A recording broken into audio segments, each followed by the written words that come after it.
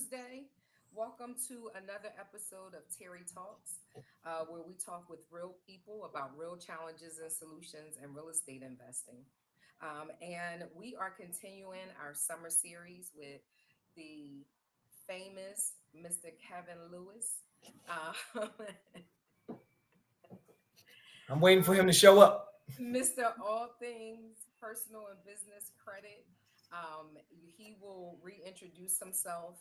If you've been rocking with us for the past 3 weeks now, he's intro, but we never want to take for granted that we don't have new people in our midst because after all, that is what we're hoping and praying. We're hoping to get the information that we have as out to as many people as possible, because that's how lives change.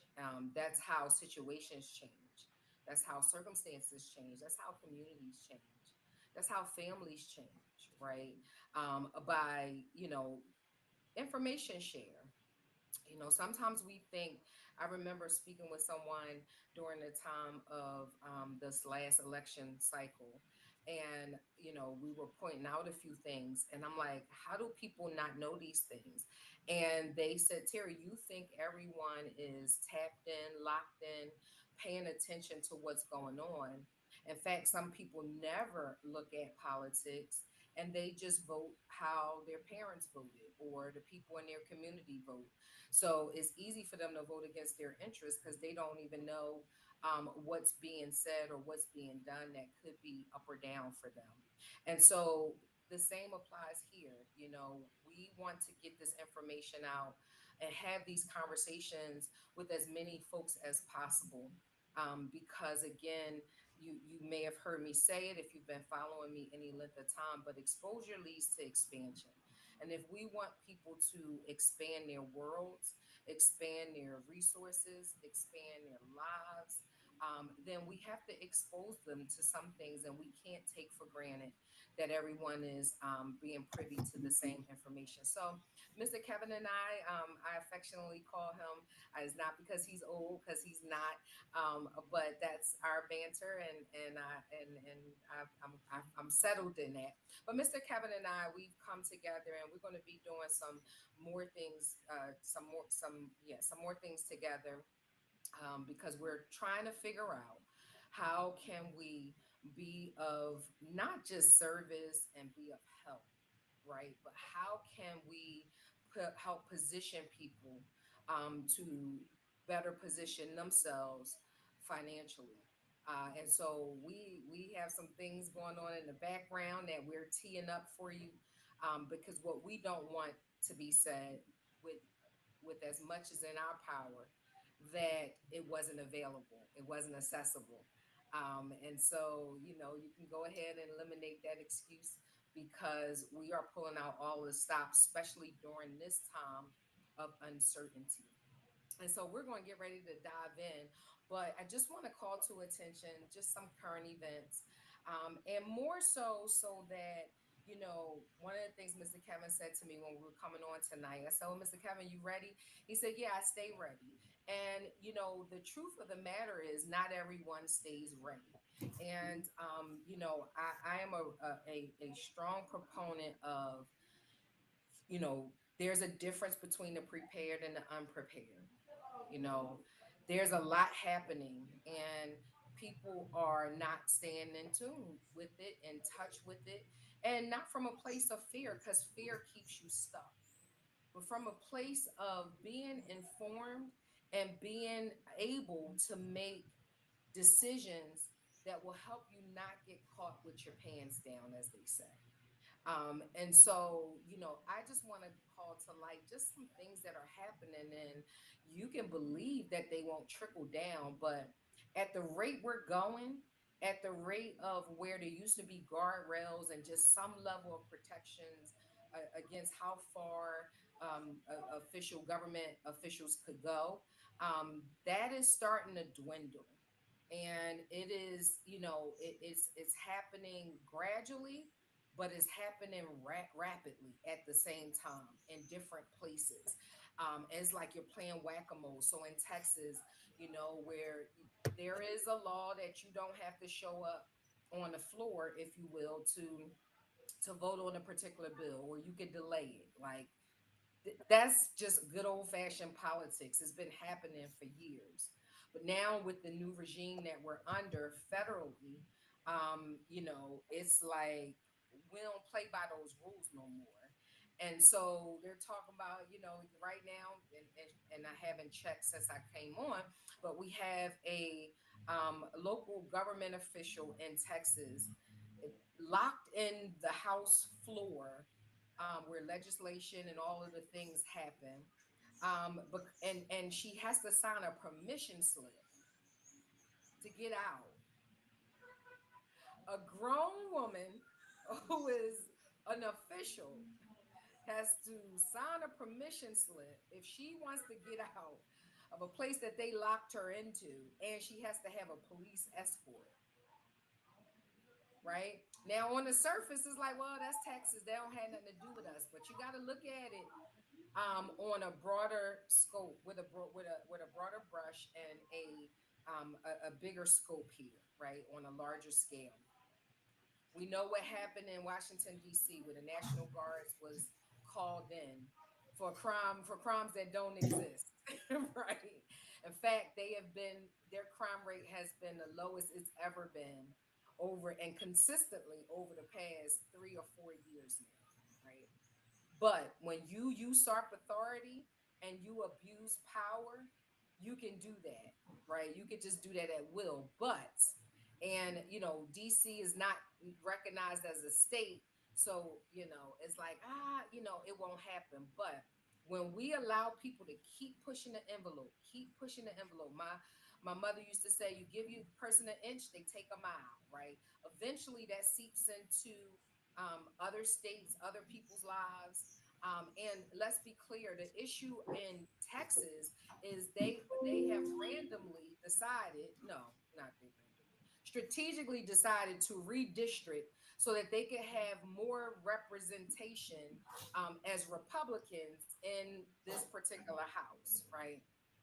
And you may have heard it or understand it as gerrymandering.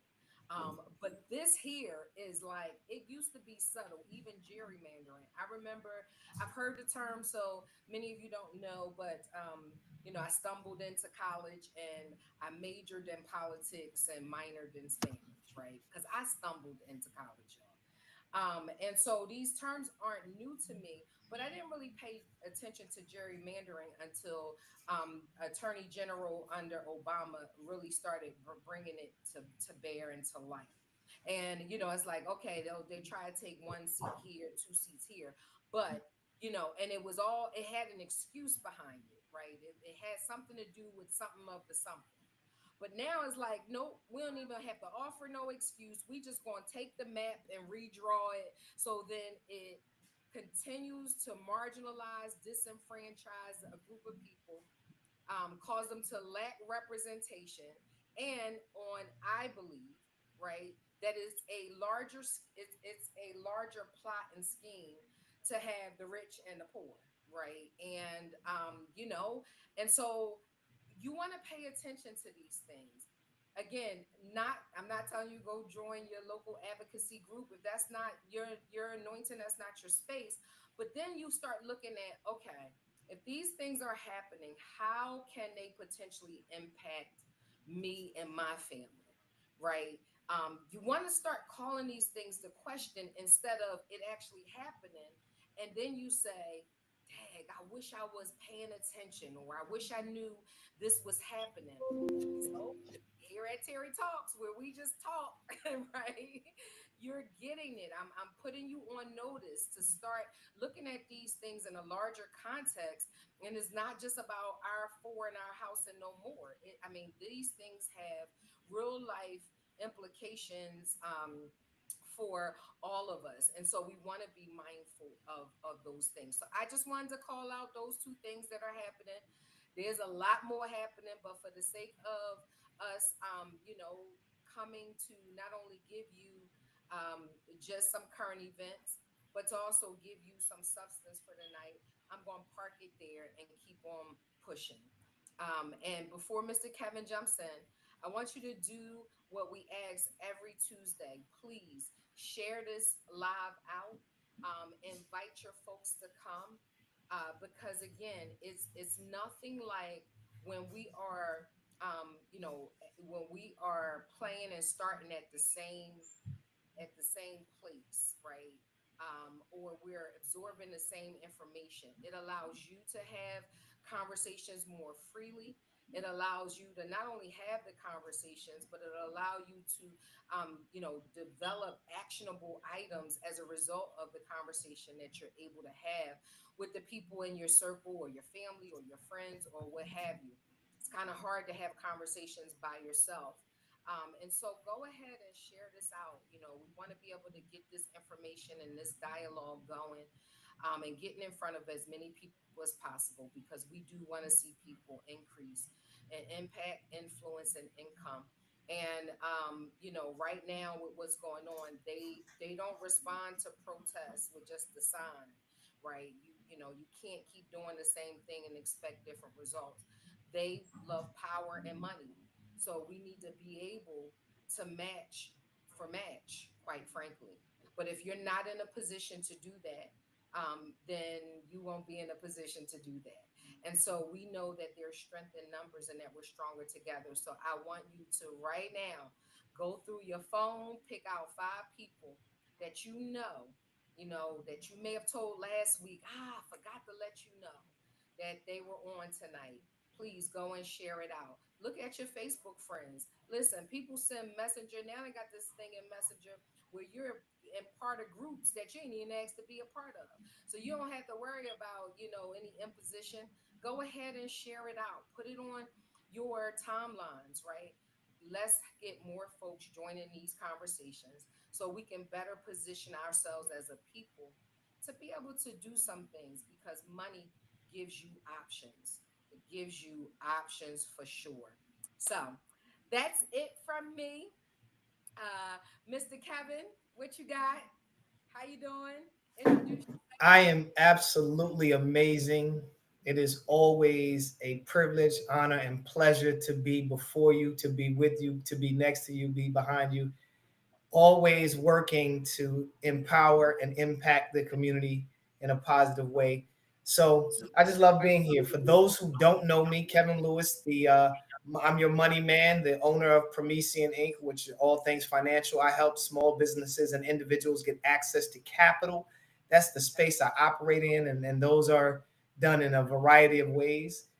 Tonight's conversation is just like all the other conversations, and then different from all the other conversations.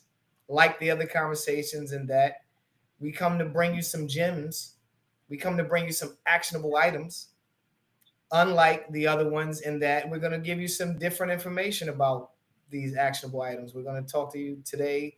We're going to move you into the business space. We talked more personal in the first two conversations. We're going to move towards business now, and help you dream beyond your community. So, Terri, again, thank you for being my friend. Thank you for being my colleague. Thank you for being my co-host or host, and allowing me to be your co-presenter. Thank you for allowing me on the platform. Thank I got you. So I titled this "Build in Times of Uncertainty." And, for those people who, I know we're shifting to business. And I know we doubled down the last couple weeks on personal. But right now, there is, just, people who may have businesses or may not, and may be aspiring to. Maybe some folks know they need to scale, but because they don't know where their next dollar is going to come from, they might be a little bit hesitant. Is this still a time to build, given the political and economic landscape, inflation, recession? Because we still in recession. The man said that, and I digress, but just is Terry talk. So just let me talk, and then I'll shut up. The man said he was going to end a war in 24 hours. He didn't. Instead, he let a dictator take over another sovereign country's territory. He said eggs was going to be cheaper. Eggs is not cheaper. I, Listen, eggs in where I live ain't cheaper. So, with all of that going on, Is this still a time to build and look to have a growth oriented mind? The answer to your question is yes. It's no. It's probably not a. There's probably no better time. So people talk about the Great Depression and how much lack there was, but there were more millionaires, and those people would be billionaires in today's equivalent. In the 1930s depression, there were more millionaires that emerged from the Great Depression than ever in the history of five times the amount of millionaires emerged than all other times in this country's history combined, because people can take advantage of what's going on. Now, if you listen to people who purchase stock, and a lot of people make a lot of money in stock. If you listen to people who purchase stock, most people look at stock plummeting as a something to be well, something to be afraid of. Stock investors, real stock investors who are making money, look at it as something to take advantage of. So you can be afraid of it, or you can take advantage of it. I look at it as a fire sale.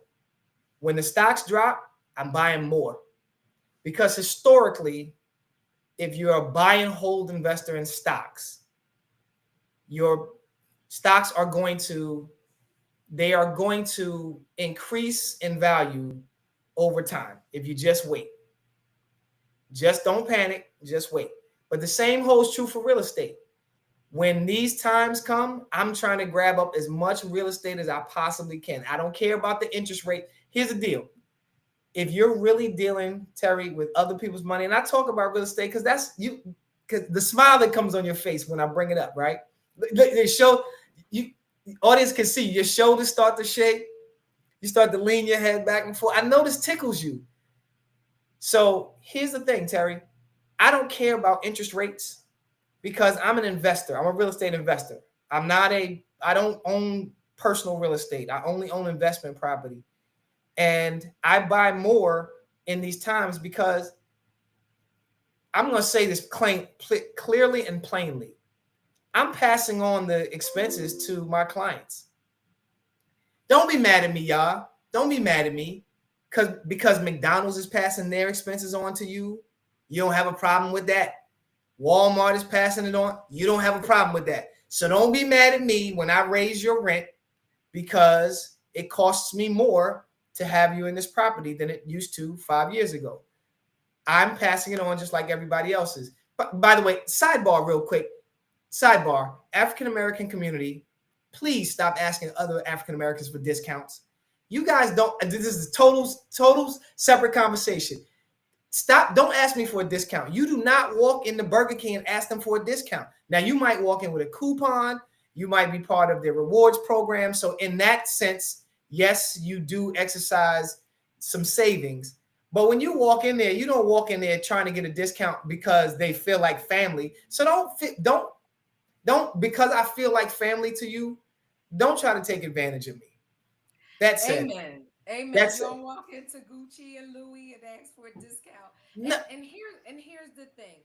What we don't real what I don't think we realize is that subconsciously it keeps you with a poverty mindset. You should not be looking for free.com all the time. One thing my father told me years ago, he said, Terry, if anybody does anything for you, it's extra. People don't have to do anything, right? And I say that because that's the truth. But then also, how about, which in my community, I'm like, especially as believers and faith folks, how about asking for the Lord to increase your finances so you can afford it, right? We go to schools and colleges and stuff like that. We can't ask them for no discount. They price per course is what it is. But then we get into these coaching things, and yes, we make some of us make things accessible and available, but You don't want to do that to yourself, and you don't want to create perpetual cycles of a poverty mindset. And when you do that, or when you only rely on that, or when you only stick your toe in, is when something is deeply discounted. You are doing a disservice to yourself. You're not even causing yourself to level up yourself, level up your finances. Your I said to a group yesterday, what you manage, you maintain. And so if you're managing debt, you're going to maintain it. If you're managing, I only can pay this amount for a particular thing, well, that's what you're going to maintain. And so then you never open yourself up wide enough to get something that comes at a premium with that mindset. So, ditto, amen. Thank you for sharing. So, to keep in lockstep, I am always taking advantage of what is available to me. And I don't care what political regime is in place, there's always something to be taken advantage of. The good news for you guys is I don't care what you think about. This is not a political platform. I don't care what you think about Donald Trump. He is a friend to business. He's a friend to real estate investing because that's where he is. So you can best believe he is going to write laws that benefit his business, but they benefit us blanket. They're not reserved for the wealthy. They just, because the wealthy have more money, they just have quicker and greater access. Doesn't mean we don't have access, just means they have quicker and greater access. So if you're looking at, he passed an Airbnb law. Well, wait, let's talk about that. Don't lose your thought. Why do they have quicker and greater access? Because we want to shift your mindset, and I think I know where you might possibly go. But why do you think that they have greater access, quicker and greater access? Yep. Here's why. Let's talk other people's money. If you polled 10 African Americans and asked them who in their network could write them a check for $10,000 and not need the money back, and you polled 10 Caucasian Americans and asked them the same question, I contend the percentages would be different. Now, percentages are what they are, right? It doesn't matter that we are 13% of the population. We're just talking about percentage. We're talking about the same amount of people.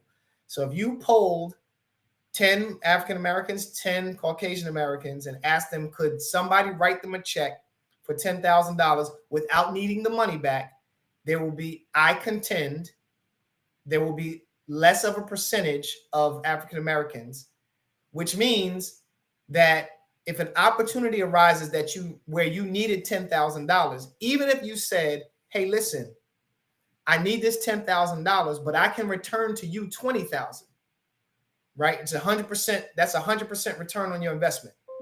I can return to you. I can return to you $20,000 if you give me this 10,000. There are going to be more Caucasian Americans, more Asian Americans, even more Hispanic Americans that have access to those people than we do, which means they have access to be able to take advantage of those opportunities quicker. Plus, they themselves might be in a position to have that $10,000 where we may not, typically, right? We just know statistically the median income for African Americans is the lowest of any community in the country.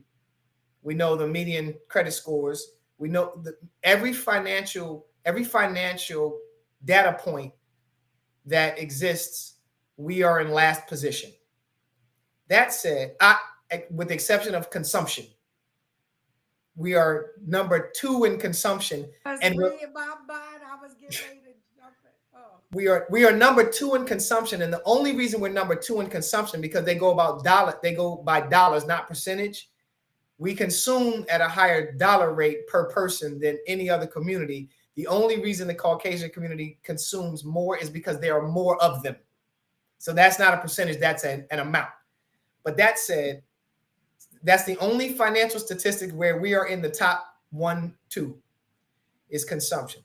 But so my point to that is they have quicker and greater access just because they have networks of people who have more money. They have more money themselves. They have more people that they can get to that have power, right? They have if they are more connected. So Terry, if you are trying to buy a strip mall and you're trying to get a certificate of occupancy, they are connected politically to the city, state, federal government. So they can make a call and say, "Hey, Mike, I need you to push this. I need you to push this certificate of occupancy through. Terry, you're going to have to make two calls. That person can make one quicker, right? Does it? You're going to say something because I like where you're about to go with this. Yeah. And we can too. So yes, they do have a leg up, but one fundamental thing that they do that we don't do is network. We do not network. We do not get and build relationships in the places that are more impactful, right? So, I'm not discounting, parties and, you know, yeah, and Beyonce tickets that cost $60,000.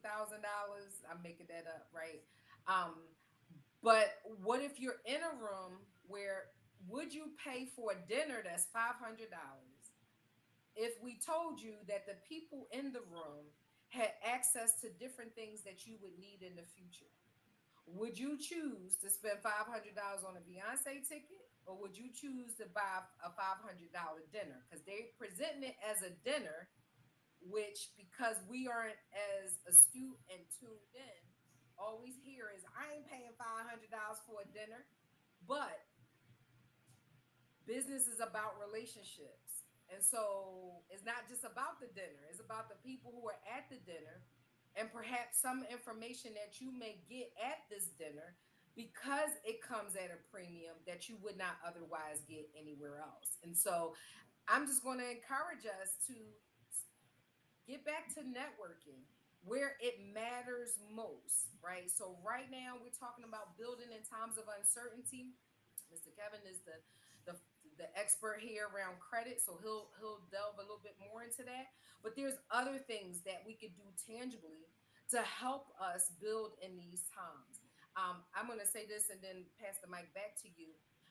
My first house, the Lord allowed me to buy a home at the age of 22. And I did not know how to manage that home. I just knew that I did not want to be homeless ever again. It was a white woman at a place I was working who gave me the down deposit. It was $2,000. I needed two checks at $1,000 each.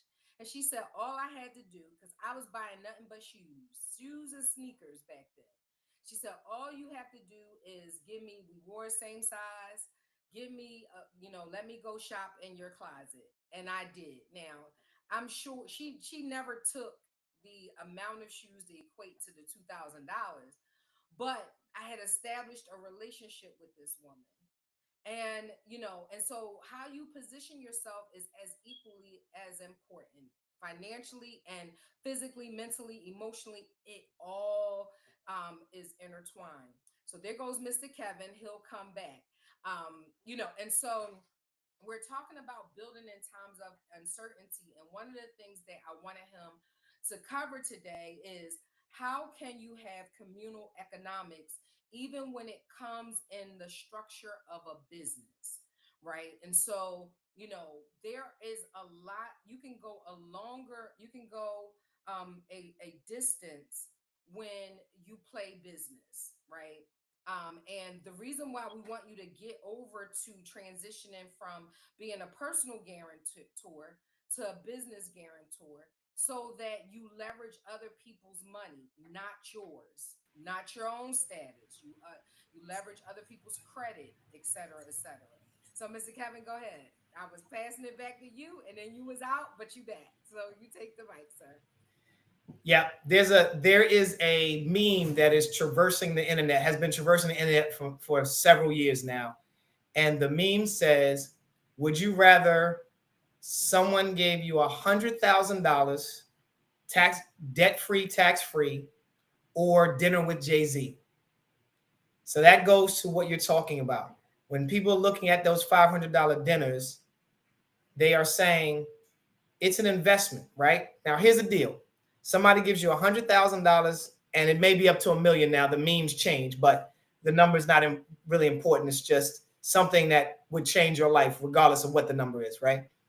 But some people are going to pick $100,000, and some people's rationale is I can turn that $100,000 into $1 million or to $1 billion, depending on what they do, because I'm a hustler, and they may be 100% correct. Some people said they would choose $100,000 because it's guaranteed bird in the hand beats two in the bush, because you could have dinner with Jay-Z and Jay-Z may not share any information with you. And that is a completely rationale. Ask me, I'm taking a chance because true wealth takes risks, right? There is a risk that I'm taking. You're 100% correct. But here's the deal. This is the way I look at that. That $100,000 was not mine. Somebody's offering it to me. They offer me choice A or choice B. They're saying, I could give you this $100,000 or I can give you dinner with Jay-Z. Here's the deal. I'm not looking at that like that's my $100,000 because they didn't give it to me, right? It's not like they said, give me $100,000 and then you can choose to either keep the $100,000 or have dinner with Jay-Z. They're saying I'm going to give. So it's not my money to have. I believe that if I can just get in a room with Jay-Z, first things first, if I'm in a room with Jay-Z and it's just Jay-Z and he's going to talk about something, right? It's going to be uncomfortable for him to sit there. And I know me. I'm going to bet on me, right? I know that I am going to be able to leverage his conversation. I don't care what he says. I'm going to be able to leverage that conversation into information that I can use. But let's say we were sitting in a room, Terry. Let's say we were sitting in a room. I was sitting in a room with Jay-Z, just Jay-Z and he said nothing. I did all the talking. He said nothing, but he let me take a picture. Now I'm sitting in a room with Jay-Z and I have a digital asset that I can leverage into, hey, listen, guys, I'm in a room with Jay-Z, which means now I can go market that to the public. I must be someone who Jay-Z thought enough to give his time, effort, and energy to, correct? So if Jay-Z's willing to give it to me, who else out there that has some knowledge, some power, some influence, some access? Who else out there is saying, well, you know what? I want to give my time to Kevin because Jay-Z thought it great for him to give his time. I can leverage that. When you are paying $500 for these dinners, it's an investment. It is, you're sitting next to some people who, if nothing else, you can leverage digital capital into some other conversation. So don't be afraid to network. And this is the next thing. Don't be afraid to talk to people about what you're trying to do. You know, the thing about other communities is they come in with trust, but they come in with verification. They also come in with documentation that protects them, right? They come in with trust, verification, documentation. What I mean by that is they will talk to somebody about their ideas that they don't know. And they don't go in and say, I'm worried about this person stealing my idea and monopolizing on it. They're simply saying, I'm going to talk to somebody because that person may be able to put some resources that I don't have next to or with that idea to expand that idea faster and further, right? But if they get into a conversation, they protect themselves by using documentation, an NDA, a non-compete, a confidentiality clause. There are so many clauses. There are so many documents out there, legal documents that you can put to protect yourself so that you can get into these agreements. And by the way, These people that you see doing these $1 billion deals, most of them, many of them, not most of them, many of them don't even like each other, Terry. They don't even like each other, but they can do business together because they know they're going to go further faster. So you see these joint ventures. I think in our community, we need to explore joint ventures. Stop trying to build. Let me talk about something that's very prevalent. All right, well, The wait, stick with that. Stick with that. And then I'm going to ask you to give some tangible things that they can do to start to actualize it. so when I say joint ventures, I'm sticking with that. So joint venture, right? I'll take something that's very prevalent in our community: hair salons, barbershops, right? Instead of you going to build your own barbershop, you know somebody else that has a barbershop. Go put your services in that barbershop and build a barbershop franchise. Do you guys know that there's no black owned hair franchise in this country? Not one. How is that possible? How is that possible? Here's the deal: you are a barbershop owner, you got a friend that's a barbershop owner. Put those two barbershops together, decide on what the name is going to be, take both of your names off of it, put one name on both of the locations, work to put a franchise agreement together, make a joint venture deal, put that franchise together, and then go out, lather, rinse, repeat. That's a joint venture. Go ahead, Terry. No, I mean, that's good. So we're talking about building in times of uncertainty. What can you do? If you have little, does that mean, does that knock you out of the box or out of the running? Absolutely not. What my friend just said is something that even in real estate investing, instead of us, and I always thought about this with churches, and I think about it in business sense. The flex isn't building a business from the ground up. I mean, that is a long-term play. There is trial and error that comes with it. There is just a lot of sweat, blood, and tears that come with it. You got overhead expenses, you got a ton of things. But based on this thing of joint venturing, which it is a thing, you get with somebody and say, hey, you already have your business, at least, let's say, even if it's 50% established. Let's build on that. Instead of me starting one over here, having to incur all of this expense, let us put it together. Now you have access to my clientele. I have access to your clientele. I have access to the people that, I can get in rooms that you may not be interested in going in or want to go in. Or, I can, if you working during the day, I could do something at night.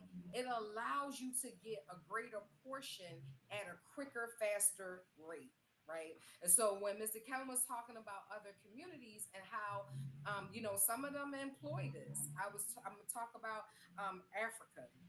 And many of you know I do global real estate investing. We're having an info session this coming Monday. Mr. Kevin, I'm going to send you the link so that you can share with your people. You want to enlarge your territory, but one of the places that we invest in is Ghana.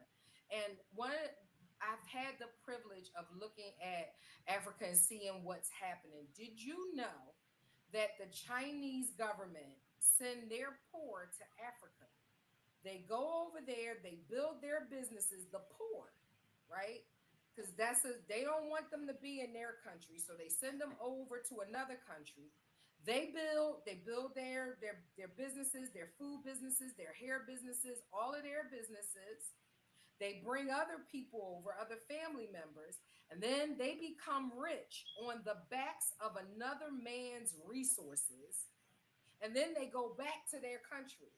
So they deplete that country, then they go back to their country, right? And we see it happening all the time in other cultures where, okay, one come over, now you petition to get the other to come over. We all live under one house. Half of us, in our community, we don't want to stay with each other for more than 2 hours, right? But here they understand. that this is temporary. This is sacrificial living until we can do better. And so I want to challenge us tonight to think about in this moment who you know you could potentially joint venture with. And let's be clear, like Mr. Kevin said earlier, the other communities, they go into these conversations protecting themselves. So we're not telling you to just go link up with Billy Bob and them. We're saying, hey, vet them. See what their credit is hitting for. See what kind of cash flow they have going on.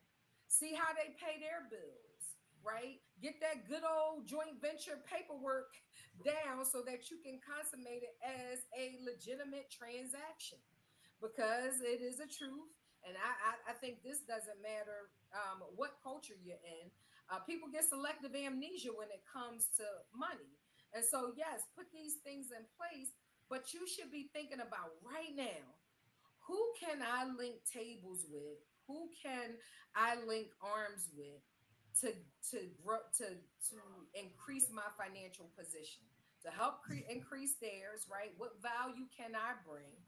What value already exists in them? How can we pull ourselves together and make a play?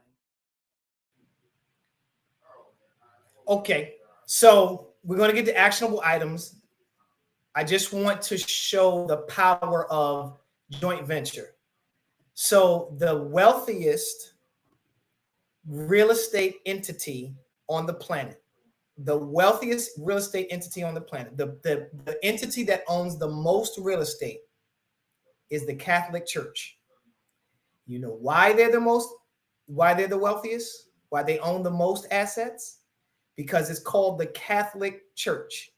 Because all of those churches that you see, all those Catholic edifices that you see, are all a joint venture under the roof of the Catholic Church. They don't go out and say, I want to establish myself as Bethel AME, which is fine. What church you go to, Enoch, whatever church you go to, that's perfectly fine, as long as you're worshiping a higher power. That's not what I'm talking about. What I'm talking about is this as a business, right? The Catholic Church sees themselves, every one of these churches sees themselves as the Catholic Church. They don't call it St. Anne's Catholic Church over here in East Side. They call it the Catholic Church. Now, they may have St. Anne's Parish or whatever, but it's called the Catholic Church. And they, by the way, the Catholic Church gets a portion of all of the money that comes into each one of those edifices around the world, not in your state, not in your country, around the world, because they started out as a business entity with the understanding that they were going to control much of the real estate in this world. We can do that too. So what I'm saying to you is, instead of saying I need to be my own independent business and I need to buy my own piece of real estate, and then Terry's going to buy her own piece of real estate, and then Shannon's going to buy her own piece of real, and Doris is going, no, get together, pool your resources, and go buy all the real estate, right? Go buy it all. So actionable items. What can we do? What can we do, Terry? Well, the first things first is start to work to build friendships. And this is going to take some time, but you can start today. Start to build friendships so that you can have 9 people. I want you to have 9 people that you can call that you could borrow $5,000 from. I'm going to lower the bar. Start to build a network such that you can borrow $5,000 from 9 different people without them asking for it back. Now, that doesn't mean take it from them and don't give it back. Just have them in your network so that you have 9 people, and you need to be the 10th. So you need to be the 10th person in that group. There need to be 10 people together that have $5,000 that they can give up without requiring it, without crying about getting it back, right? Start to build those relationships. And listen, Terri, this was a when somebody told me this a while ago, and when they told me this, Terri, it changed my whole life. They said, don't be afraid to ask. And don't be afraid to establish the friendship based on the answer. Hey, listen, you are a cool person. I really like you. Do you have $5,000? If I asked you for $5,000, could you give it to me without requiring me giving it back to you? And if they said yes, then I explore the friendship. Now, of course, if the friendship wasn't natural beyond that point, and yes, I have established friendships that could not give that $5,000, but I am deliberate in trying to get to friend or at least professional relationships, right? They don't have to be friends that you hang out with your children, but professional relationships that say, hey, Terri, can I borrow $5,000? And I'm going to invest that $5,000. It's a great chance you might not get that $5,000 back. Do you have it? We build a friendship from there. We build a relationship from there. So my first actionable item is get to a network. You need 9 other people besides yourself that can give you $5,000. The next thing that I want you to do is I want you to look at all of the things that you are invested in. Put them on a personal balance sheet. Create a balance sheet. Assets equals liabilities plus owner's equity. That's how a balance sheet works. So your assets will equal your liabilities plus owner's equity. Take a look at all the assets that you have, personal and business. Look at the personal ones first, though, Terri, and start to ask questions about how you can move those assets from personal ownership to business ownership. Did you catch that?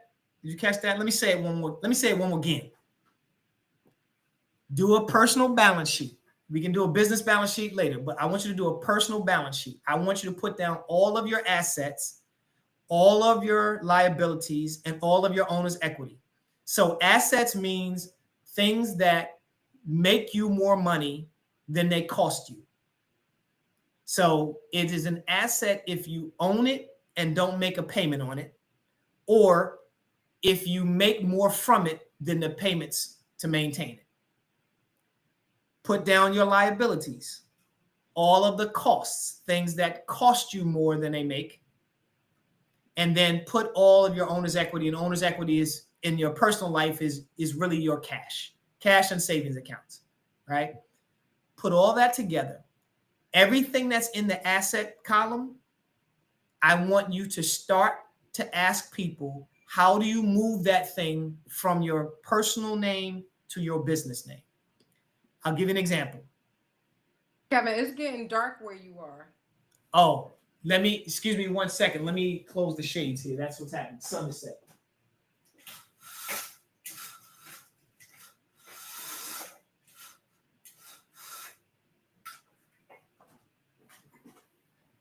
Okay.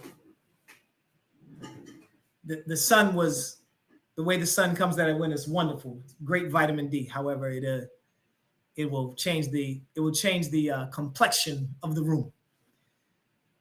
So take those assets and start to ask people, how do I move this asset into my personal name? For example, let's say your car. Let's say you have a car that's totally paid off. You're not paying any monthly payments on it. Now, remember, you have maintenance on it. You also have insurance on it. So if your car is totally paid off, but you're paying $200 a month in insurance out of your pocket, it is not an asset. It will go on your balance sheet as your personal balance sheet as an asset, but the asset will equal whatever the value is minus the liability over time. So keep that in mind. The only way your car can really be an asset is if, let's say, your car insurance is $250 a month. If you're renting your car out or you're doing DoorDash or whatever, you're using that car to make money and you're making more than $250 a month, then it becomes an asset. But list it and then talk to somebody that can help you move that asset from your personal ownership to business ownership. And you can do all that with all the assets: your home, your car, your life insurance policy should be in your business name, your stocks, your bonds, anything, your computers, your sneakers, your phones, everything that you own that is an asset should be in your business should own it, not you personally. Because going back to what we talked about politically, the political regime, every political regime comes in and makes laws so that businesses can take advantage and consumers will be taken advantage of. So I'm gonna come down off of that, Terry, because I know you got some stuff that you want to drop in here. No, I just, so, what I wanted to do was make sure we give people tools and tips on how to build during these times, right? So, you know, you're seeing things, everyone's seeing it, right? Or you're hearing about it, but there, I mean, there's no small feat around 350,000 black women losing their jobs in a 24-hour span of time, right? So, how, say someone have lost their job, and let's say the state that they're in has now prevented them from being able to get unemployment, because that's another devilish thing that happens with all of this. The same way that, you know, the federal government can remove homeless people in Washington D.C. and determine that because they're homeless they need to be in jail. Like, how is that even possible? But when you take the guardrails off folks and you allow them to do whatever, insult people online. I mean, and these are our leaders, the leaders of the world that we live in. And they're insulting people. Nobody calls the carpet. How does this man have time to be in a feud on the internet with somebody, right? Shouldn't he be trying to lower costs, which he campaigned on? Shouldn't he be trying to end a war, right? But instead, he has time to call people all kinds of names and things like that, right? And so, I stared away, but when you allow that and you let that spirit run rampant, it comes with a cost in a lot of different areas, right? And so, we would think that that's unconscionable, but nothing is off the table when you start allowing these little small things to just be allowable, right? So with that, you have people who have lost their jobs, and you have people who are afraid of the administration in these states where there used to be a divide between state and federal government. There was autonomy. Now that line is being blurred in many different states, right? Because it's just following the dictates of the federal government. Um, and so you're saying, you may say, okay, well, what does that have anything to do with it? Well, the guidelines for unemployment is hung up with state government and federal government. And so if a certain state didn't play ball with a certain party, then those, maybe once conveniencies are no longer available. So then that means people need to fend for themselves, right? So how can you do that in these times? How, is this the right time to start, pivot to a new career? Is this the right time to invest?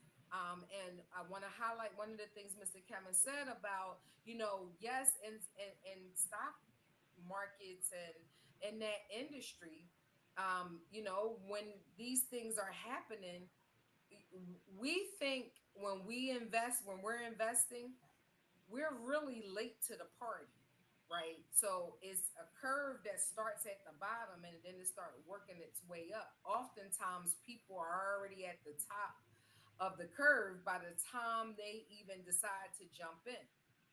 But when you get in at the bottom of the curve, you get the discounted rates, you get, you don't have the slim pickings. And so the same in real estate, Mr. Kevin went a different way, but I'll say, and he kind of touched on it. Unfortunately, with these things happening, people downsize, right? People are looking to try to save a penny. Why not be on the other end of that? Because some folks aren't fortifying themselves to not being fair.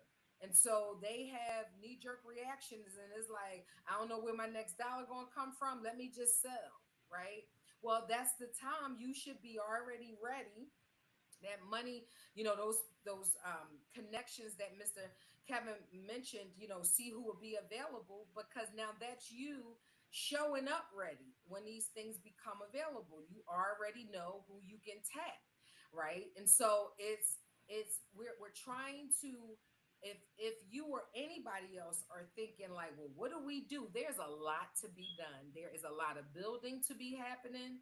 There's a lot of connections to be made.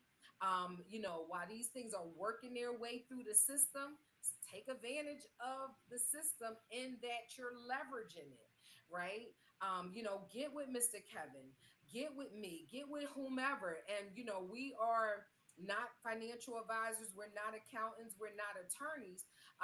We do provide educational tools and coaching in our respective industries, based on experience and based on the action that we've taken.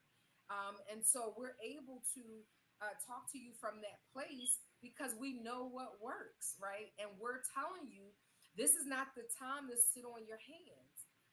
If you feel in a pinch, because it may not be financially only, it could be just, I don't, mentally, emotionally feeling the stress. You can feel the frequencies in the air. It's like, right?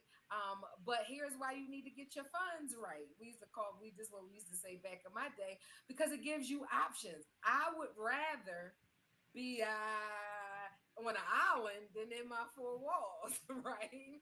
You know, I would rather be able to not have all of my money tied up in, tied to my personal name, where it limits me from doing stuff, versus getting it into my business name, freeing up my personal name. Now I can play two ends of the spectrum, right? It gives you options. And so we really want to stress the importance of finding opportunity. If you can't find a way to be in certain spaces or get in front of people, make a way.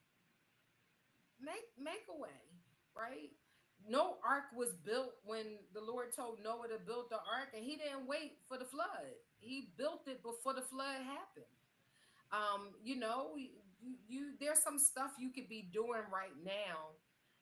While I say this all the time, while they plotting and scheming, build, get in the communities that's going to help you build. Go ahead, Mr. Kevin, jump in. Um, Not going to talk too long about this, but the great news is, Terry, we have this wonderful tool, these AI chatbots, right? If somebody lost their job or was in danger of losing their job, AI can build a business for you. Just put in, I have been doing this work for this company for this amount of time. Give me a business that I can build using the skills that I have acquired over this amount of time. Give me all the platforms that I need to launch that business. Give me all the steps. Give me all the links to all the websites I need to build this business. And you can turn anything into a business. You can even the more specific you get about the query, the better the information you're going to get as an output. You can even, Terry, put in there, tell me how much money I'm going to make, how much money I stand to make over time. And you can put in, this is how much money I have to invest in this business right this minute. It'll give you the plan. Follow the plan. Here's the deal. Ownership is much harder to take than consumption. It is much harder. It is much harder to it is much harder to take anything away from you if you own it. You own your own business, it's going to be much harder to take from you than if you're an employee of somebody else's, right? You can't. I'm an entrepreneur because one of the perks of being an entrepreneur is, Terry, I can't get fired from my own business. That's a fact. I'm a terrible employee. I have I have gotten fired from some jobs. I've quit some jobs just because I didn't like. I can't get fired from this business. I can quit it, but I can't get fired from it. So that is the ownership. And for someone to stop my business, it would be very difficult because I can always pivot. So the point is, that's the next thing I encourage you. That's the next actionable item. Go on Chat GPT and just put in what you're doing right now. If you're working for someone, or if you're running your own business and you want to know how to build it better, put what you've been doing, put what's going on in the world, put that in Chat GPT and tell it to give you a way to make it successful and put a number to it. Terry, I challenge you to put a number to it.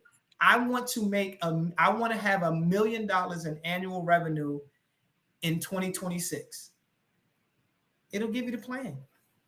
And I want to just reiterate this. If you don't want to, if you don't have the seed money, right? There are we, our segment is about other people's money. Poll people, see who would invest in it, tell them how they're going to get their money back.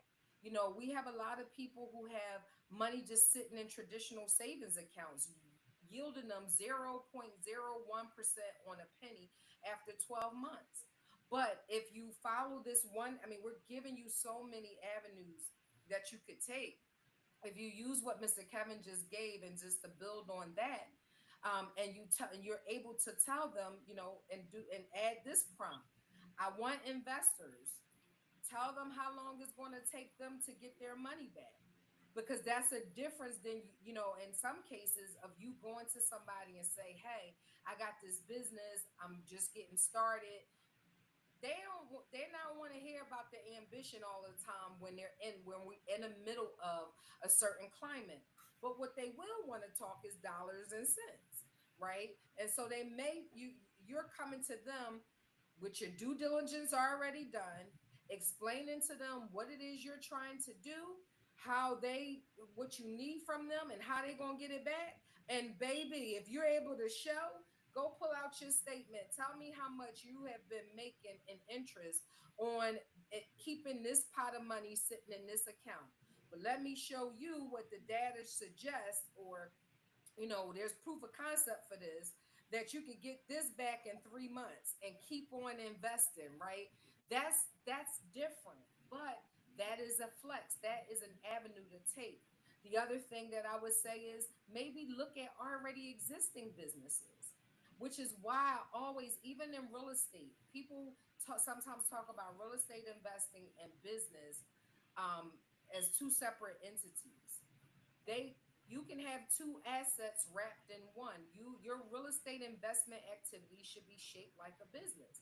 So that way, when you building a portfolio and you decide that you want to sell it, you're selling a business. Somebody will buy an entire portfolio with certain systems and SOPs in place and people in place, because they want to get a return on their investment. They want to keep making money. And, sometimes we run the risk of only feeling like we make our decisions or we think things through based on our limited circle. There's a whole world of people out there, right? And even in these times where people are struggling, remember there are people who are struggling and people who aren't. There's still people who, billionaires and philanthropists, who are giving into certain causes. You just never know. Our point tonight is that, don't sit on the sideline. Be very aware of what's going on and build at the same time. It you you you have to. And then there's ways that you can do it, the hard or the easy way. Pick your hard. right? It's hard not to have the finances to make decisions for you and your family, right? And so you may look at that, well, that seems like that's going to be a hard task, but it's harder to live without enough supply. It's harder to have to then end up being the person having to borrow from someone, right? Or, beg for something that may or may not be as available or accessible to you. Create your own way. You can. And so we just wanted to just reinforce that. And you could do it using other people's money. We talked about credit, getting into transitioning over to more of business protection and structuring, right? We talked about joint ventures.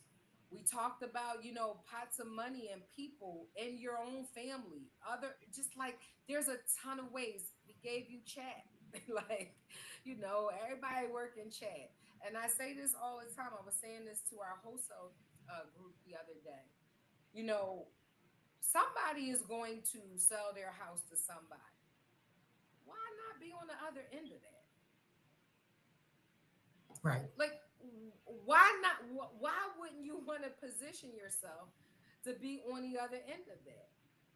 Unfortunately, hard times come, or it don't even necessarily have to be hard times. People die. I mean, there's this world death thing. I should be. I wish I knew how to pull it up. And it's like a gazillion people dying right now every second,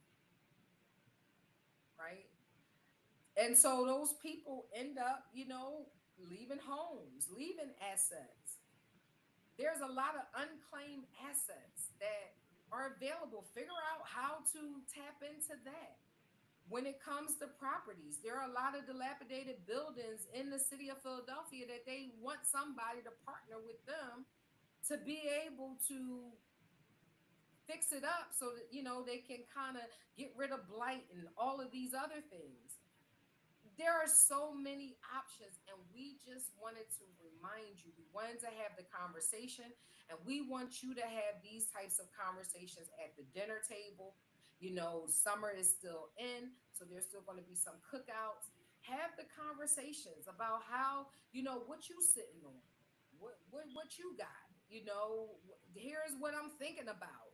And have ongoing conversations. Man, Mr. Kevin are looking to do something in the next month or so. That's going to take about a couple planning sessions. But I would rather be in motion than not in motion, and being stuck. Being stuck paralyzes you emotionally, mentally, and physically. Stay in motion, right? Get in these communities. Up level your thinking, up level your activities, right? Up level your money. If you got money sitting in a 401k, and listen, I'm not a financial advisor, but I know what I'm reading, and you need to put that money. It allows you to do real estate. Figure out how to make money, because y'all do know when certain things happen, an act of war, somebody taking over, it causes the market to crash in different ways. Now it rebounds, but what kind of impact can that have on what you think is waiting for you? I posted something the other day. Retirement is not a rescue plan. It's not something you wait for the rain to happen. A lot of people are going to be just really shocked and in awe, if that's your only plan. Yes, it's supposed to be designed to help you, but y'all, let me tell y'all something. Just come a little closer, and you can put this in the chat. Call the people you need to. These 401ks in the stock market wasn't for the average person. It was for billionaires to stash their money away. So they ain't had to pay no taxes. They could just, it was a place of storage. Now more people got into it, but they're not leveraging it to capacity. Take that and leverage it. Every conversation, Mr. Kevin mentioned this earlier, go into the conversation, say, I'm here because I need this. Leverage it. Yeah. Yeah. I mean, at right now, and just even if we weren't experiencing what we're experiencing, This is how you build financial stability, financial health, and wellness and wealth, right? These are ongoing activities that people do on a daily basis. They're figuring out, based on a dollar amount that they created and that they know they need for years to come. All right, what can I do to get there? Who can I connect with? What room do I need to be in? Right? Those aren't, just selfish behaviors or nonsensical behaviors or, greedy behaviors. No, that is a person who's trying to build a fort before they actually need it. Like, right? And so we want to encourage you to do that. So that's all I have, Mr. Kevin. Mr. Kevin, do you want to add anything to what I said? Do you want to, just say something else or something that you wanted to at least make sure they got tonight before we end? Yeah, you guys have heard this a million times. Your network equals your net worth. Cannot be said. That is probably the most critical component. Go out, build your network deliberately, intentionally. I want to get to people who can give me this money. Start that today. Write them down. If they're in your network right now, write their names down. Write their names down. Continue to have those conversations. Be that some for someone first. So seek first to give, then receive. So find out if you're that person right now. And if you're not that person, get to be that person and then go find 9 other people. That's critical because you're gonna need those people. Terry, I'm not gonna talk much longer than that. I want people to start being deliberate and intentional about building their network because that's going to build their net worth. Joint ventures build your network. By the way, that's the person, find 9 other people you can do joint ventures with. And Terry, the easiest thing is I'll give you a quick example and then I'm going to get off of here. I have a friend that's a real estate investor in the city of Detroit. He has the time. He's from New Jersey, but he lives in Detroit.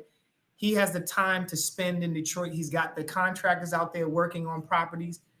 I don't have the time nor the capacity to go out and set up my own platform in Detroit. I don't have the time to travel back and forth. So I said, listen, if I lent my credit to you or my access to capital to you, because that's what I have, if I lent my access to capital to you, would you be willing to give me a percentage of the profits that you make from all the product? Here's the deal. Here's what I can do. I can work in access to capital. Those are the skills that I have, right? And I can do that from the comfort of my own home at whatever time I want. He doesn't have the skills for that, but he has the time and he has the skills to build properties in Detroit. So we trade, right? That is somebody that's he's one of my 9. So I'm saying there are people out there for whom you can joint venture with, and you don't always have to give up money, skills, time, effort, energy. So all I'm saying is expand your network deliberately and intentionally. Start to joint venture in creative ways. Yeah, and here's a homework assignment. That was so good. And that's what I was going to say. It's not always about, even with those relationships, they may not always breed financial support or partnership, but they may breed the time, the skill, right? And so your homework assignment is find an income producing asset. And then back into it. Okay, here's the asset. What do I need? What do I currently have? And based on what's needed, after you've checked off what you can't check off, who do I know who can check off these other boxes? Okay.